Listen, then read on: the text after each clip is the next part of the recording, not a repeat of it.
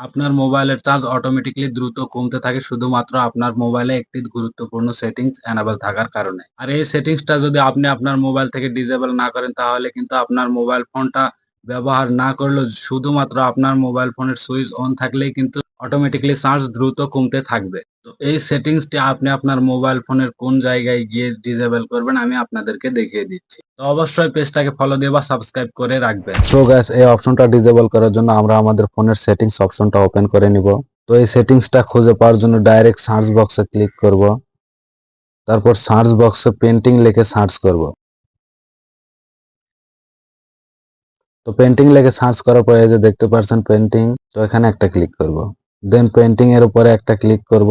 তারপর এখানে দেখেন ডিফল্ট পেইন্ট সার্ভিস, তো এটার উপরে একটা ক্লিক করব। দেন এখানে দেখেন এটা কিন্তু সার্চিং হতেই আছে, এটা অল টাইম সার্চিং হতেই থাকে, আর সেই জন্য আমাদের ফোনের চার্জ অটোমেটিকলি দ্রুত কমতে থাকে। সো এই অপশনটা ডিসেবল করলে কিন্তু আর অটোমেটিকলি চার্জ কমবে না। তো আমি এখানে সিম্পলি ডিসেবল করে দিব। তারপর এখান থেকে ব্যাকে আসব। ব্যাকে আসার পর এখানে দেখেন এখানেও কিন্তু ডিসেবল হয়ে গেছে। তারপর আবার একটু ব্যাকে আসব। তারপর এখানে দেখেন নার্ড সার্ভিস স্ক্যানিং, তো এখানে এই অপশনটাও আমরা ডিসেবল করে দিব। এরপর কিন্তু আমাদের ফোনের চার্জ আর অটোমেটিকলি কমতে থাকবে না। That's it.